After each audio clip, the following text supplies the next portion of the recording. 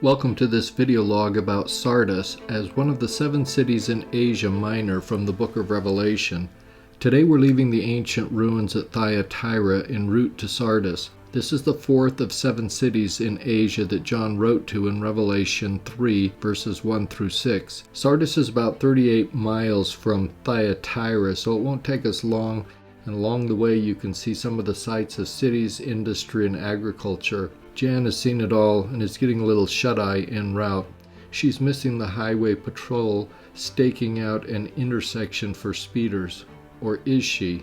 If you look closely, this is just a billboard dressed up to look like the highway police. We've actually seen quite a few of these, but I only now got my camera out fast enough to get a shot of it in passing. As I continue this video, I'll talk about the history of the city of Sardis and describe some of the ancient ruins that you'll be seeing in particular. The ancient city of Sardis was best known as the capital of the Lydian Empire going back about 3,500 years.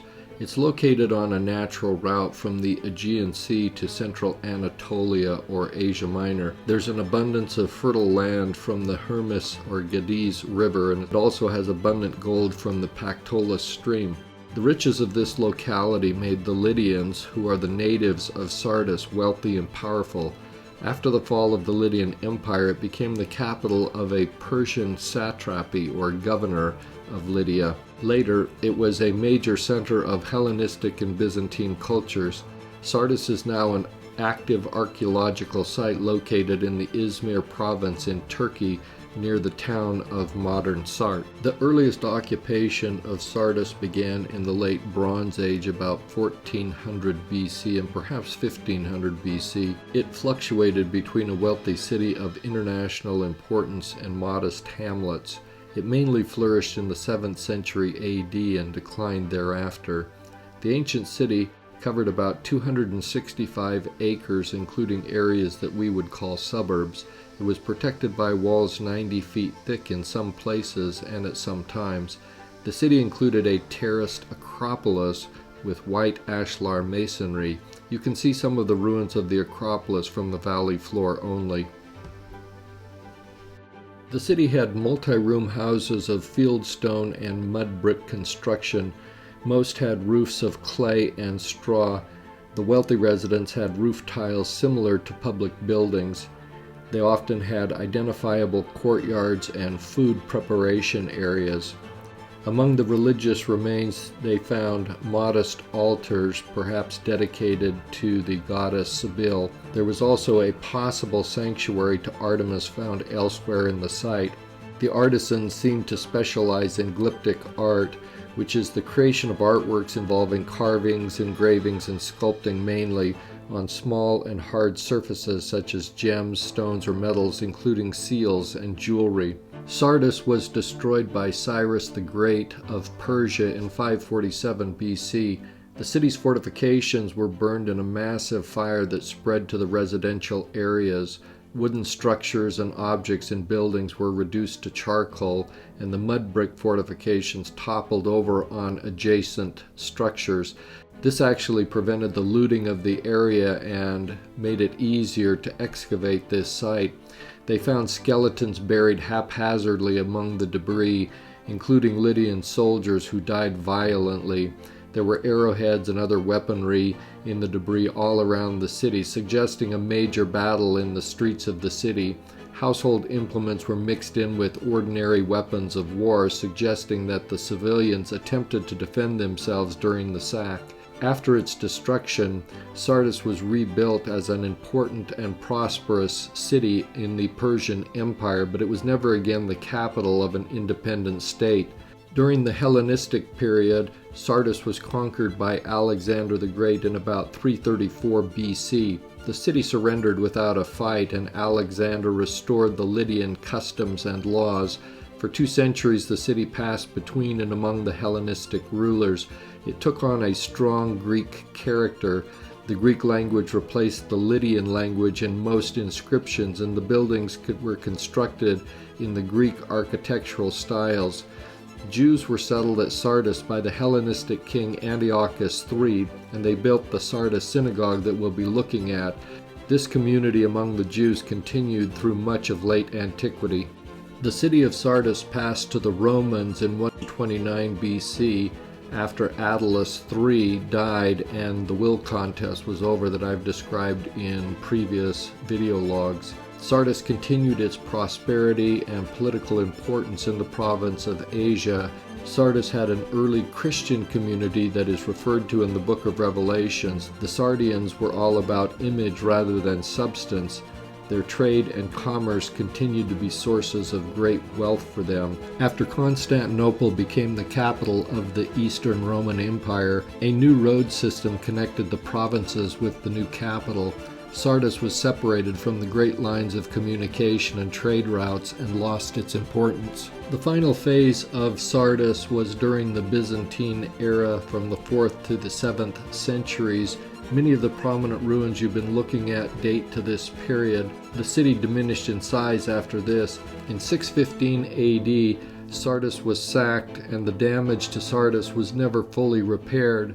It remained part of the Byzantine Empire until 1071 AD when it was conquered by the Seljuk Turks. The city continued to decline until its complete capture and destruction in 1402. By the 1700s, only two small hamlets existed at the site. The new town of Sart was built in the 20th century after the Turkish War of Independence from 1919 through 1922. There was a monumental Roman avenue as one of a series of important east-west thoroughfares going through Sardis. The roadway was nearly 36 feet wide and paved with marble blocks. In this rendering, you can see the general location of where this roadway ran. There were pipes and drains below the paved surface as part of a complex system of water management. The individual blocks of marble preserved the signs of pedestrian and vehicular traffic. There were covered porticos with mosaic walkways on both sides of the paved road, and the porticos flanking the road were paved with mosaics from the 5th and 6th centuries AD. You can see remnants of these mosaics beneath the glass in this photo. During the Lydian kingdom, the road into Sardis passed through a gate in the fortification wall of the city. It was probably 60 feet thick and stood at least 45 feet high. The arch was later dismantled to make way for the Hellenistic and Roman roads.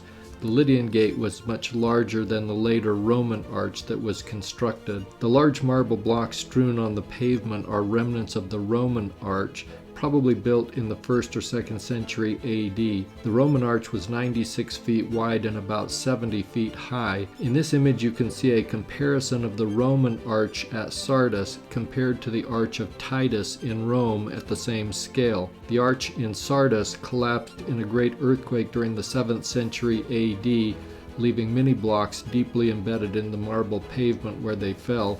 The locations of the fallen blocks help to identify the original form of the arch, and many of the largest blocks are reused column drums from the Temple of Artemis. They can be identified by the flutes still visible on the stones. The Jewish synagogue was and is a very significant structure at Sardis. It dates to the 4th and 6th century AD. It occupies the southeast corner of the Roman bath and gymnasium complex. It served as the center of a prosperous Jewish community during the late antiquity. It was discovered in 1962 and is the largest known synagogue for that particular time period. The synagogue was entered through a colonnaded forecourt to the east, and the forecourt was roofed on all four sides, but its center was left open to the sky. The main hall of the assembly was over 150 feet long, large enough to hold about 1,000 people. There were massive stone piers that supported the roof of the main hall at a height of about 40 feet. The mosaic floor furnishings and marble wall decorations were installed at different times. Most of those that remain are from the 5th and 6th centuries. At the front of the main hall there is an apse that was once pierced by 3 niches and 2 vaulted passageways. The openings were later blocked and the wall covered with bands of white and colored marble. 3 tiers of marble covered benches provided seats for the synagogue elders, and a high brick semi-dome originally covered the area. The semicircular floor mosaic within the apse was a gift of two brothers. The excavation of the main hall found hundreds of pieces of cut marble in many shapes and colors.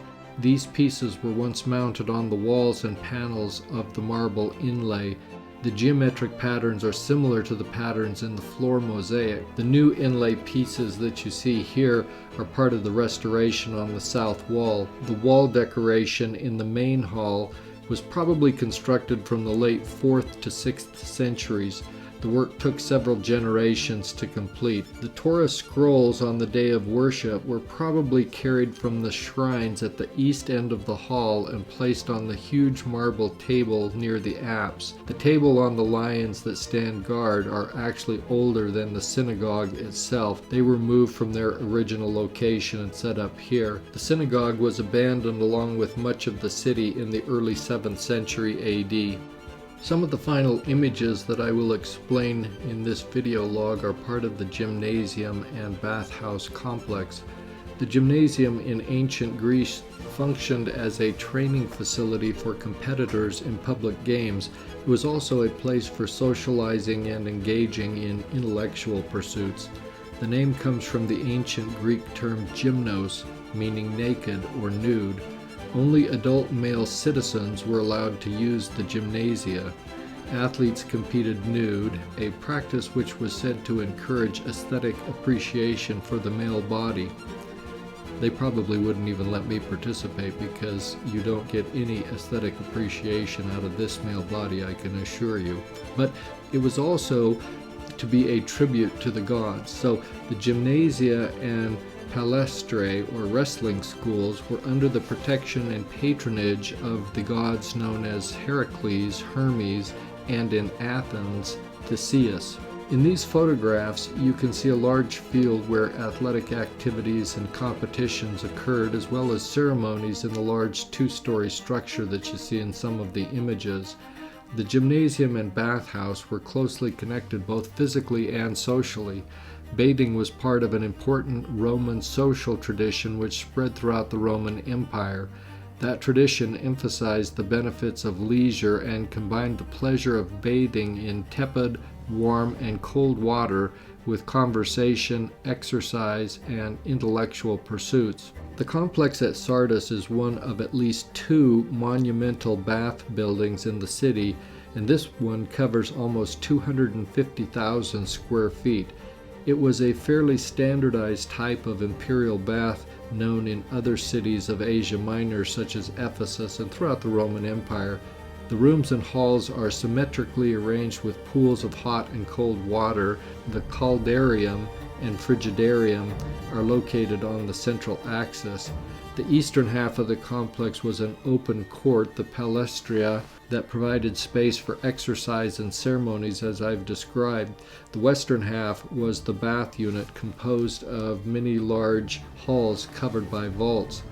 The two-story colonnaded space known as the marble court was originally separate from the baths and was used for special ceremonies. An inscription on the first story there with red painted letters dedicates this space to the Roman imperial family.